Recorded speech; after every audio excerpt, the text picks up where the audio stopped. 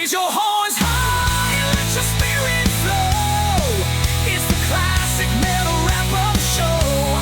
Feel the rush, let the loudness grow. It's the classic metal wrap-up show.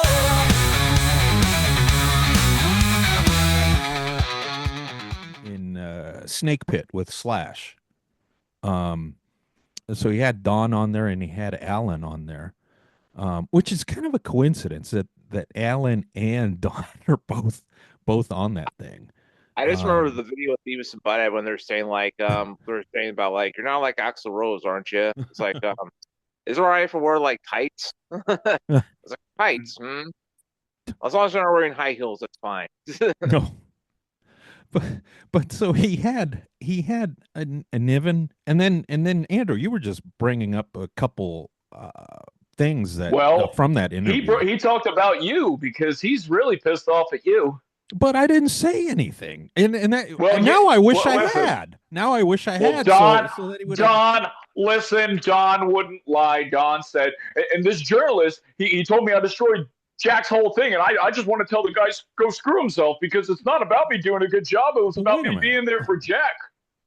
Oh, see, that's the same guy that claims that like Van Halen performed at the Monsters of Rock with David Lee Roth as the lead singer. So I wouldn't trust. He did say that. Yeah, that's right. He did fucking say that.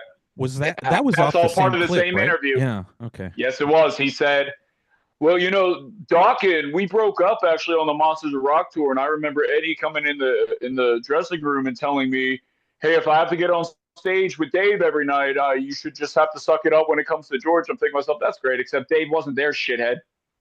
And now I'm saying that, Don.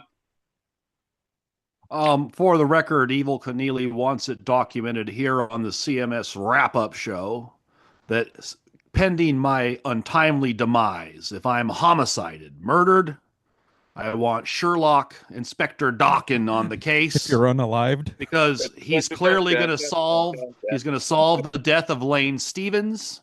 He's going to solve the death of Chris Cassidy of Soundgarden, and he's going to solve the death of Kurt Cobain of Nirvana. He knows all of these gentlemen very well. He's briefed on their cases. He's got case files. But is he going to try to solve the death of Michael Mars, the bass player from Alice in Chains?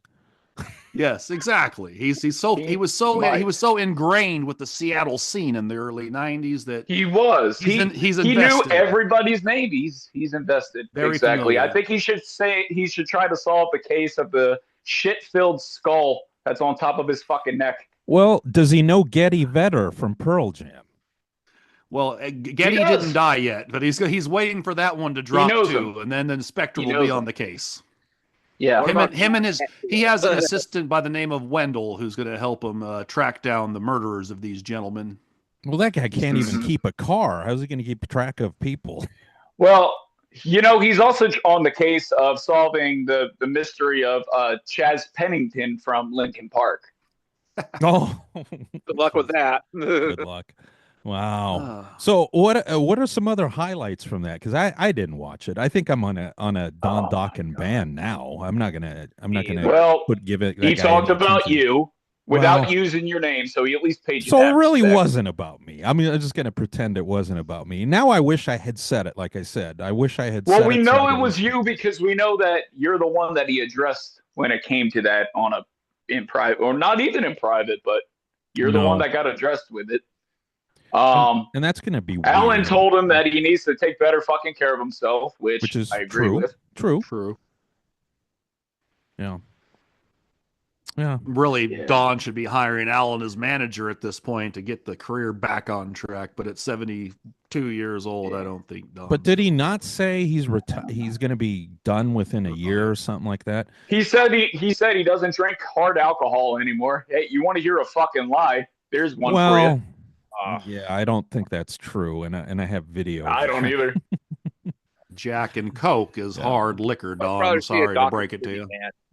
Well, we don't have hard liquor in my house anymore. Well, that's a lie. Then how'd you fall down the fucking steps? And so that's the interview where he said he fell down the steps? or down the stairs? Yeah, it's in like 3 or 4 parts. Oh, Jesus. He's been on an interview tear lately, dropping all kinds of nuggets of juicy stuff. He said he got a big hole in his head and had to get 10 stitches up there. Oh boy. Okay. I guess this was before the whiskey show, before the memorial. It was before Vegas, which means that when he was with Wendell, his skull was caved in. Oh, so he's gonna use the prescription medication with the Jack and Coke combo is why he didn't. Now I'm gonna get blamed for saying that. I'll be like, well, that guy said, and I'll be like, no. For the record, it was Evil Keneally that said, Don, you were hammered on prescription meds and booze, which I understand to be the case from certain past tours and decades. So it was. So if he's seeing this, it was your gopher's brother that said that, not me. The personal assistant, Evil Keneally, who should have been in the house. I would have saved you at the whiskey, Don, and guided you to a golden, a momentous occasion where you could have sang House of Broken Love in the proper fashion, and at least hit the chorus once in a while. Well, he already talked about that. It wasn't about him doing a good job. Oh, it was about him being there. It was an improvisation, like Yoko Ono's art. It was improvisational art on stage. See, now you're getting it. He's an artiste. There was a vision when he went up on stage. And Don, you couldn't have ruined the memorial show if you tried, because Nate Peck was there, and the dude knocked it out of the park for everybody. So there you go. Yeah. All right. That's a word to the wise to all you old geezers out there who can't cut it. Get Nate Peck on the bill and have him sing a couple of tunes. You'll look a lot better. So, I know Jason isn't much of a, I guess, a listener or watcher of the CMS much anymore. But you guys, you guys caught bits and pieces. Was it almost kind of like really? I don't know. It was almost like it was really depressing watching those two guys last night. I couldn't really, and they finally took a call. And who did they take? Was it? I don't know. Was it Jackal? I think it was Jackal, right? He's the Deep Purple I believe guy. so. So they took a call, and that came to a complete, halt. They took a call thinking it was going to probably pick up the pace, and it kind of made it a sludgier kind of segment when they were going on and on about Deep Purple and Richie Blackmore's heart condition, and he doesn't need to go on tour. And I'm sitting there going, well, what Don Dokken doesn't need to be doing anything. All of this applies to Dokken. So it sure does. And I want to also say to Brother Wendell real quick, Wendell, you say you don't know anything about Blackmore's Night. That's fine. You're not into Renaissance Fair music. But just go to YouTube one time and hit play, and so you can see it is a concert. It's a band performing. It's not a fucking play. It's not a theatrical performance with fairies and fucking wizards. It's a band playing on stage. They're playing guitars and drums like everybody else. It's not a fucking... So and on that note, are you sure it wasn't your brother that took the tumble down the stairs? What a waterhead! Well, you need to fucking understand. Wait, because you need to understand. He doesn't listen to medieval music. Okay, what is he, a fucking nerd? He listens to manly shit like Chicago. Thank you. Well, again, a little, exactly. If you can listen to Chicago's fucking sappy shit, you can listen to Blackmore's Night. Trust me. At least Candace looks good on stage while she's singing. You mean Peter Cetera wasn't good looking? For Wendell, he was beating off in the corner to the Chicago albums left and right. Every time Cetera dropped singing a single, along with all the fucking words. Cetera's got a new single. He's got a new single, guys. It's on the Karate Kid. It's a great movie. That's a heartfelt story, Don. No, we should watch Karate Kid together on the couch. Well, that was a really touching movie, because at the end of the third Karate Kid, him and that girl decided to be just friends, and that's something I can identify with as a cup that sleeps on the couch. It's happened a few times, Brother Wendell. That is awful. Jason, we know you. We have to give Jason a few minutes here because he has some thoughts about Brother Wendell, I think. So he has some thoughts about Mr. Neely, the life coach. Now, would you hire him as a life coach? No. He has no qualifications to be a life coach. I don't know how he got it.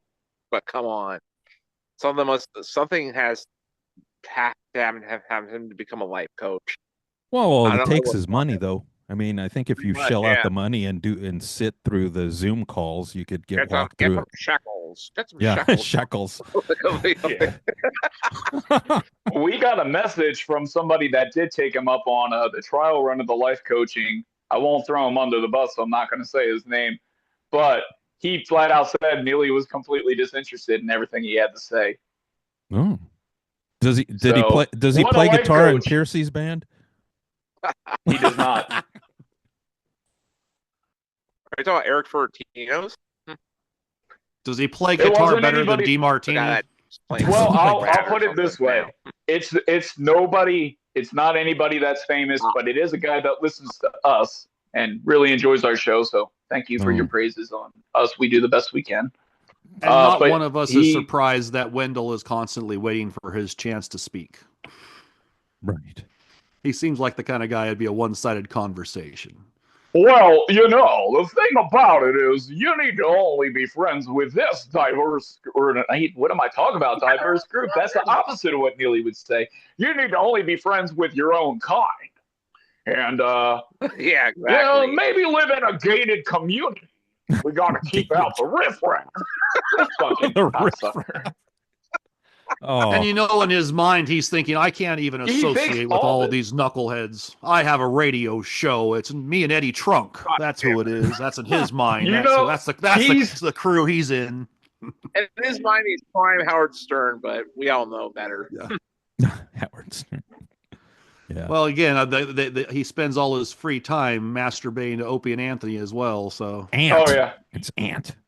Ant. Oh, yeah. Well, I was listening to Opie and Anthony. Hey, Chris, what is Ant coming on the show, Chris? When Mark Goodman makes it. I'm sorry they got Tim on the show. Yeah, I think they could get Opie. Yeah. They could get Opie, I think. They probably could. I hope you talk to anyone. Well, let's try to get Opie. Maybe we can get Opie. We probably should. Yeah. We could have him review a CMS episode and give us his thoughts. Hey, these guys idolized you guys at one point. Here's a segment for you to listen to, and we can dissect it next. I can sum that up for you. I already know how Opie would address that. He'd be like, he'd watch Neely, and he'd be like, "Oh God, what a weirdo! What is up with these guys and their hero worship?" He's got to flail around like he borderline has Parkinson's or some shit. But Opie's the Neely of that show. Nobody gives a fuck about Opie. Wendell, why are you waiting for Anthony Cumia? Wendell. Cumia. Yeah. That's forget Cumia. Forget Cumia, Wendell. I haven't been on the show since 2023, except for now it's 2024 because now Don's out there fucking saying, well, when we released When Heaven Comes Down in October of 24, I'm thinking to myself, that was a couple months ago. The fuck? It was 23, stupid. Get your dates right.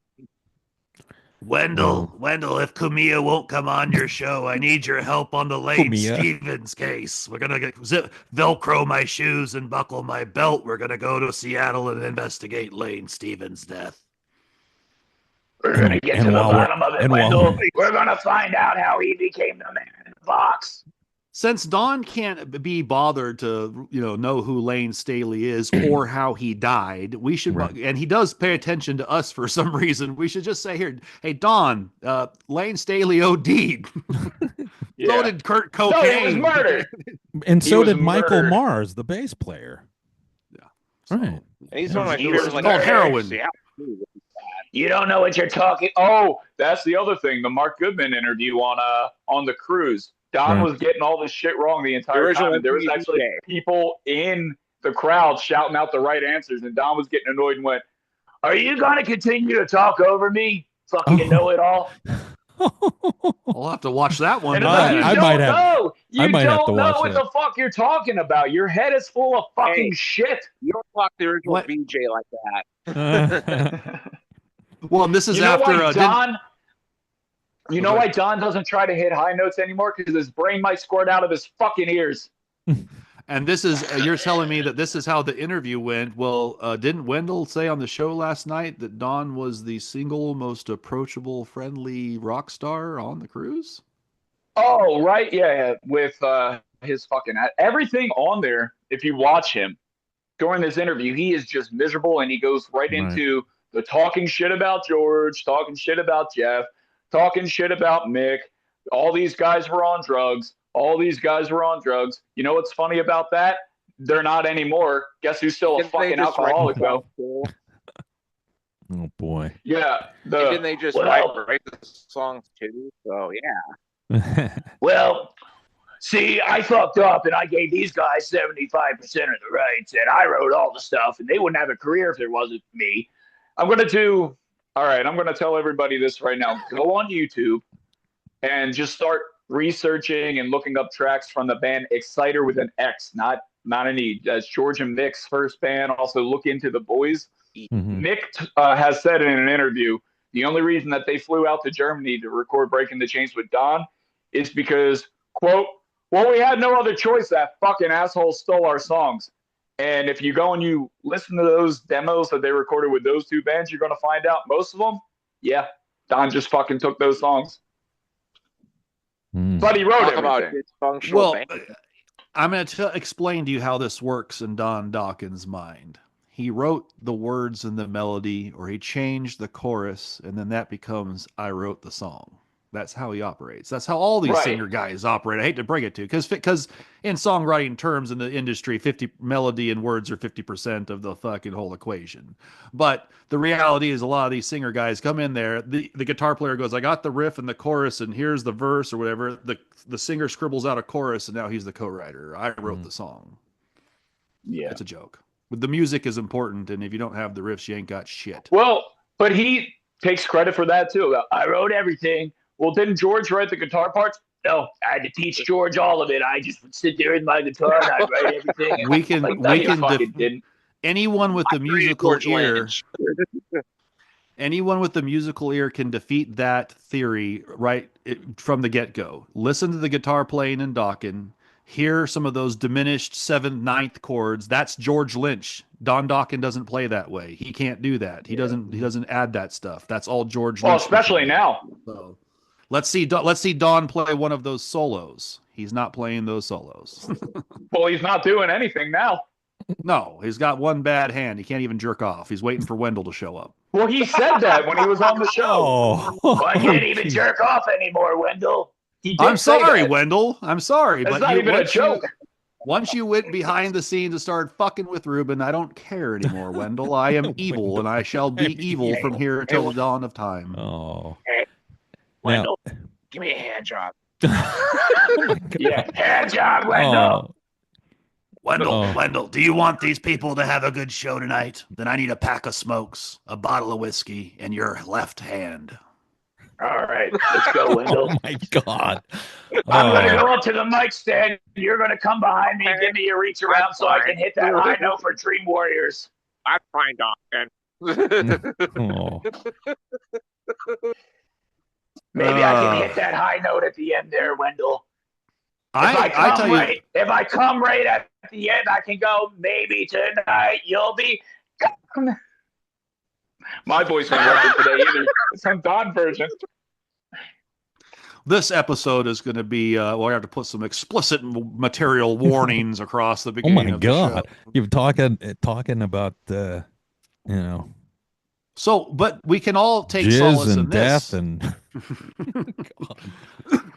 we can take solace in this, guys. When Don calls it a day, what will Brother Wendell do?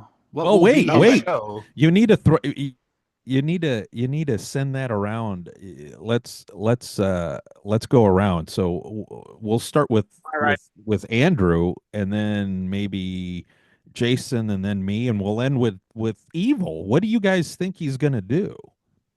Neely? Once Don calls it a career, because it's coming. That is going to be a dark day. He's going to realize he has no fucking friends except for maybe Chris. That he has no fucking friends, because I don't even think Don sees him as a friend. Don just kind of leads him on, and it's kind of more so Free labor. I guess I'll put up with this fucking spaz. So, I think he'll largely have to he'll have to lean on Taylor a little bit more. So that means he'll be spending a few more shekels at the steak and lube for some bone marrow to keep her fed.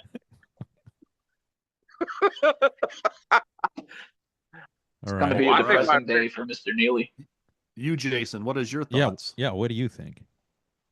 Well, I thought it would be like if Wendell didn't have like Jonathan right now, he'd probably have a bullet written his name all over it and just be, you know the drill. But remember that bit on CMS where he was doing the same thing for that? You remember that snotty kid from like Dr. Phil doing this gay doo-wop bullshit? Yeah, I remember. I'm gonna bullet with her name all over it, pal. You remember that episode? I do. I do remember that one too. So you think that's over? The bullet written your name. Oh, it will be over. Yeah, I'll just put like Kurt Cocaine, he'll go out to the garden shack and remove himself. Oh my God! And then Taylor will get blamed for it for years to come. Well, I mean, my thoughts are Taylor got corny love. he's gonna be exposed for the poser that he is, because like you guys said, that once the gravy train, and not really even a gravy train, because he's doing all this for free, so he's basically like a 65-year-old intern gopher. But once this goes away, that's his claim to fame. I mean, that's his identity. It's the CMS and the guy that does all this hustling around for Don. And once that goes away, then, I mean, that's going to be a huge void for a narcissist egomaniac like him. And then, the arrangement that he has with a Ford Escort, will go away, and that loses its appeal. And, they'll move on to something else, and he'll be stuck with CMS as being his only really connection to the rock world, which they've disconnected themselves from that. They don't. It's more of a social. He's burning bridges because nobody wants to be associated with a racist. And I do think, like Jericho Green, Mariah, they're done with them. Oh, so you agree? You agree with that? That Jericho Green and Mariah are kind of done because of him? Yeah. Yeah. I never heard from them like on the CMS sense. So yeah, I don't blame him for like leaving the CMS for like what Wendell has been doing for his racial tirade. Right. On the show. So yeah, I'd say you made the right decision by not associating with Wendell at this point. I agree. I agree. Plus, Jericho has outright said on the CMS one of the times he was on there, Neely tried to dip his toe into seeing if he could get away with certain things. And Jericho flat out said that he doesn't play with that N-word, and that's the one thing, because it's a dehumanizing term, that he's actually flat out lost his shit and beat the fuck out of somebody for in high school because they like called his brother that or something in the driveway. So Jericho has made it clear that he does not condone that term being used, and yet here's Neely. Well, everybody's fine with me. I'm just going to say this anytime that somebody's darker than me. Right. Oh my God. Well, Evil's going to let you guys in on some Neely family secrets that are going on currently behind the scenes. Father Dayton has confided in me that the time that Dawn takes a break from the road, we are negotiations right now with the Arcada Theater in Chicago, Illinois, or St. Charles, wherever the fuck it is in Illinois. The plan is this, guys. Wendell, we don't want Wendell to eat the bullet or end up like Kurt Cocaine in the garden shack alone. So we're going to make sure here. We've talked to the guy that sweeps the floors, the invitation gentleman, and he's going to be moved up to ticket taker at the Arcada Theater, and they're going to let Wendell come in. Is going to be perfect. Wendell, and then Wendell can be sweeping the floor as he sees lovely Taylor come in with the invitation gentleman to see the show, and they can say, Wendell, what do you think about the show going? I said, well, I like Bobby Blotzer's invitation. And so that's the plan. I think right now we need to find him some part-time work at the theater. So you're thinking he's going to be popping the popcorn and then sweeping the popcorn afterward. Yeah, exactly. Yes. And his Bobby Blotzer rat shirt is a legitimate rat shirt, as he thinks in his mind. Invitation. It is. But Neely can look in the mirror. He can practice the line he's going to say most of the time during the day, which is, "Would you like an extra squirt of butter on that?" Well, and part of Neely's motivation was he feels this will give him opportunities to hand the CMS shirt to Eddie Trunk behind the stage at Arcada to see if it won't end up in the trash can this time. He's trying to make sure the Trunk man keeps it and puts it on. Check the trash can. Well, I'll check it whenever I make my rounds and I sweep up. And then when it's not in there, he might give only to go to the trash can 5 feet away and see it in that one. The Arcada Theater, brought to you by the Classic Metal Show. No. But I think, Jason, you said you had some stuff. You were going to share some opinions, or you were been listening to some podcast, and then you were going to kind of do a breakdown of a few things here. Oh yeah, the Jim and them. Remember that interview? Like, there's an interview Corey Feldman did with Billy Corgan. Like, there's that interview he did. Billy Corgan had his own show, and he had tons of lies out of his mouth. You're thinking, how's anybody gonna believe this motherfucker if he keeps like running his mouth on things, even if it is true? You're like, yeah, okay. But there's one thing that really stood out to me was like his lie when he's auditioning for the role of like Arnie Grape. You know what's Eating Gilbert Grape? Yeah. The one that put Leonardo DiCaprio on the map. And yeah, he said like he didn't get I would like to see that screen test though. Oh yeah, just to prove that did he audition for Arnie Grape or he's just full of shit.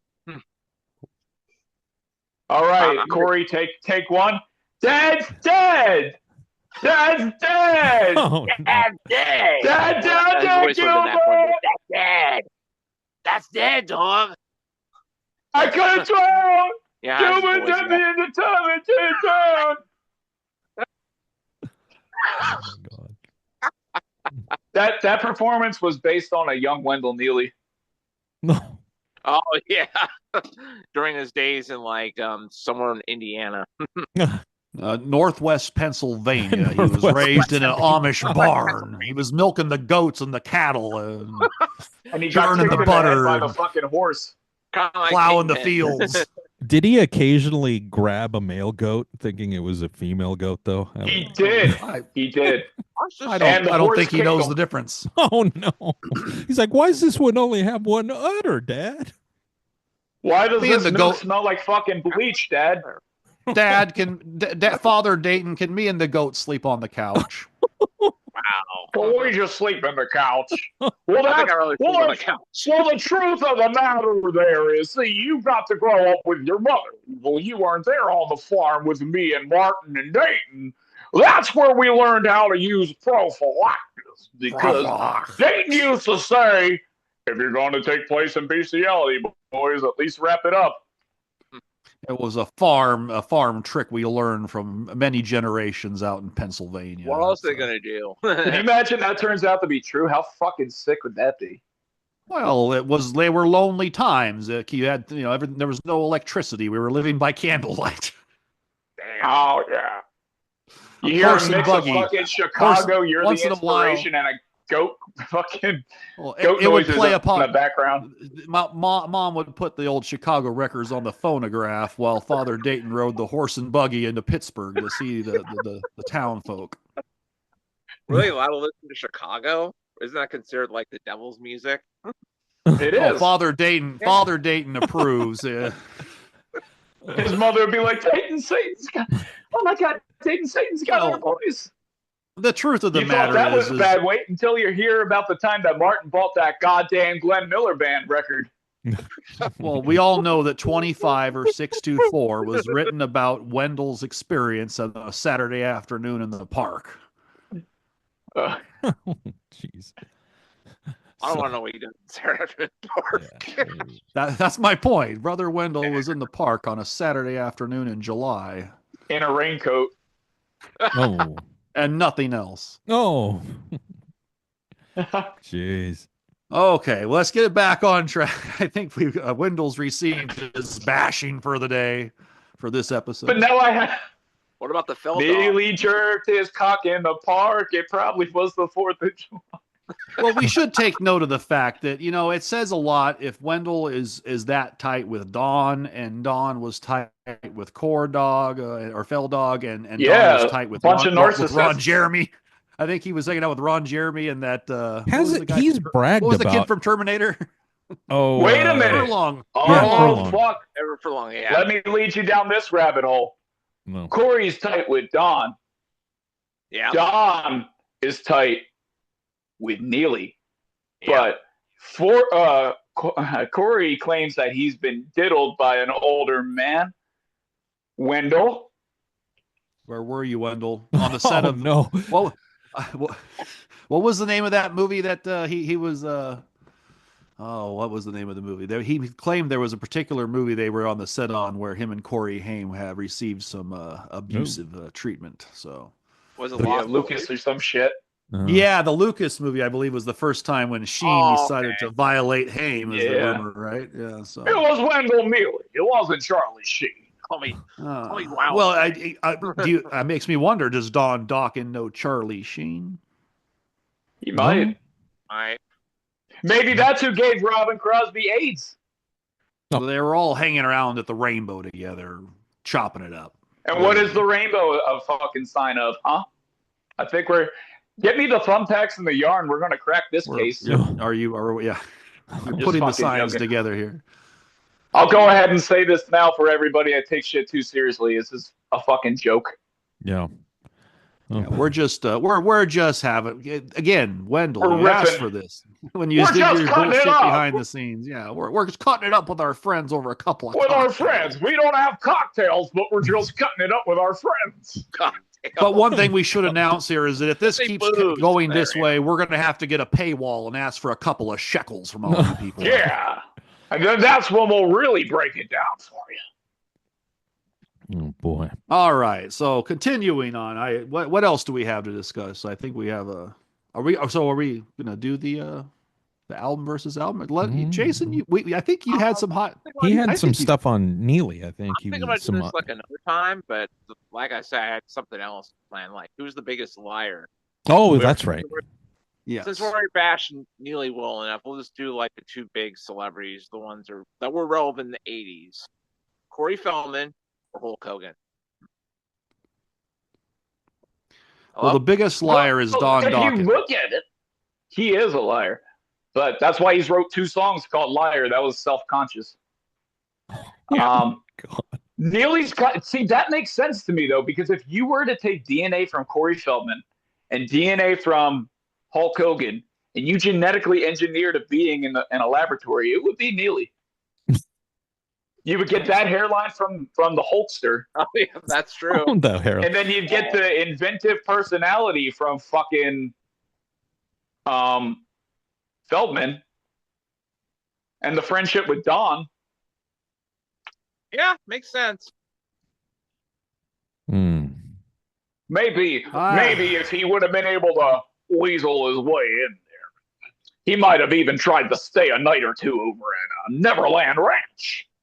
The funniest line yet is when Hulk Hogan said that he once auditioned for Metallica back in. Oh, that's right. Dude, you were still wrestling in Florida in '81. You didn't go to California to audition to be in Metallica. I doubt they would pick you. Yeah.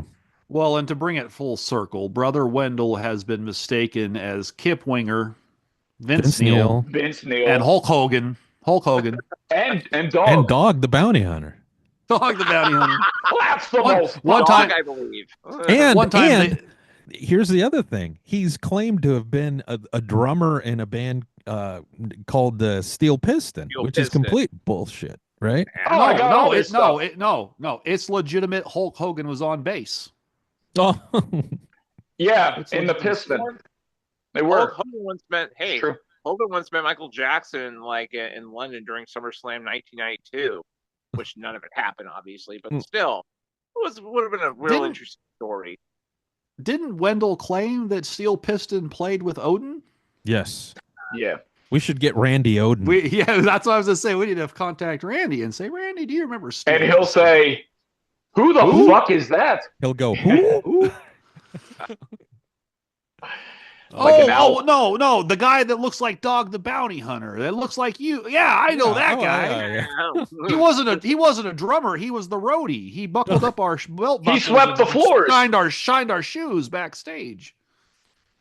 Jerked us off. Oh no. Stage. Fuck. Oh. Poor Wendell. He did this to himself. Citizen Wendell, you did this to yourself. He did. Once you tampered with the Don Dawkins interview, it was all gloves were off. I mean, I don't know. It just seems like they were really kind of zero energy, and I don't know what that was all about. You know, they were just really kind of somber, and it's almost like, who the fuck died? I mean, and then they took the call, and it was Jackal, and it was just kind of like, hey, this guy is about as good of a storyteller as Neely. I mean, just really shitty. Like lots of like holes Yeah. missing or things don't make any sense. Mm-hmm. Yeah. Well, and the complete lack of understanding that Richie Blackmore by himself could probably go to any venue as far as 1,000-seater in America and sell it out just by his name, no matter whether it's Blackmore's Night, Deep Purple, him playing guitar, signing autographs, picking his nose. Fuck, guys like Jack will get in line and with their pilgrim hats and line up. Yeah, right. Yeah. They would. We're like, hey, is it Thanksgiving in fucking Chicago? For Wendell to act like Blackmore can sell tickets to Blackmore. Yes, he's Richie Blackmore. Right. You know, it's like, are you surprised if Eddie Van Halen or Jimi Hendrix can sell some, or any of these guys? Louis John Roth can sell tickets. Yeah, he's a great guitar player. There's guys out there going to go see that. Malmsteen's out there selling tickets, Wendell. So if he's with doing his fake cabinets. And his second rate Blackmore impression is really what he's been doing for 30 years, and people still buy the shit. So that just tells you how fucking fiending these people are for anything that Blackmore does, and that comes from all those years writing riffs in Deep Purple. Mm-hmm. So I know that's hard to fathom for some people, that when you have the royalty checks coming in for Smoke on the Water, you could do whatever the fuck you want, and you don't have to ask for permission from anybody. Yeah. Well, I just don't understand it. He's no Don Dawkins. Well, Don showed Richie that riff to Smoke on the Water back in '74. He invented it. He wrote that on his guitar. Don was in Germany and he had a pilgrim hat on, and then Blackmore saw him and thought that I'll take this look from you, Don, if it's okay. It's mine. That's why he has the hat now. Yeah. The lies of Wendell. Oh, well, it's too bad about Blackmore and his heart attack and stuff, because brilliant dude. He's just really he's he comes off he's a finicky curmudgeon jerk. Yeah.